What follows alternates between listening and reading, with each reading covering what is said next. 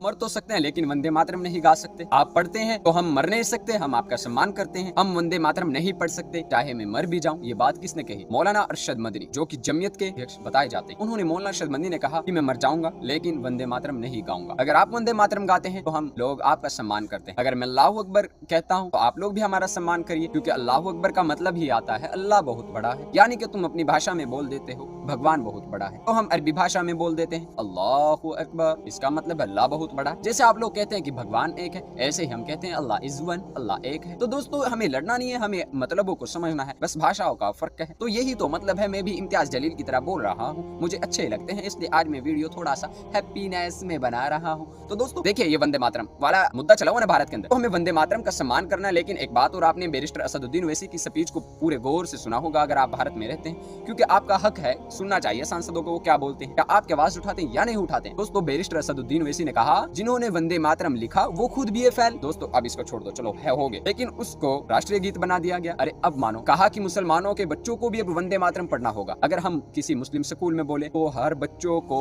कलिमा पढ़ना होगा, तो ऐसा नहीं चलेगा, क्योंकि यहाँ पर धारा 25 आ जाती है। भारत की संविधान की धारा 25 कहती है हर नागरिक को भारत के अंदर संविधान में धर्म के नाम पर आजादी दी गई। अगर उसका धर्म इजाजत देता है तो वो गा सकता है, अगर उसका धर्म इजाजत देता है कि इस काम को नहीं करना तो नहीं करना, अगर कहता है करना है तो कर लो। लेकिन कोई धर्म ये नहीं सिखाता कि गलत करना है, किसी का मर्डर करना है। कभी आप ये बोले मेरे तो धर्म में लिखा है अब मैं ऐसा कर दूं, लेकिन ऐसा नहीं करना दोस्तों। हमें वंदे मातरम अगर कोई गा रहा है तो उसका सम्मान करना चाहिए, लेकिन अगर हमारा धर्म इजाजत नहीं दे रहा है किसी के सामने झुकने की तो नहीं झुकना चाहिए। और हर इंसान का यही मानना होता है कि हमें किसी के सामने नहीं झुकना चाहिए। तो भाई मुसलमान भी तो यही कहते हैं कि किसी इंसान के सामने नहीं झुकना चाहिए जिसने हमको पैदा किया, इस जमीन को बनाया, इस पानी को बनाया, दरियाओं से उबलते चश्मों को बनाया, उसके सामने झुकना चाहिए। और एक बात हो, जो खुदा अपने सामने 5 वक्त और हर रोज अपने सामने झुकने के लिए बोलता है तो वो खुदा किसी के सामने झुकने नहीं देगा। दोस्तों कैसी लगी आपको मेरी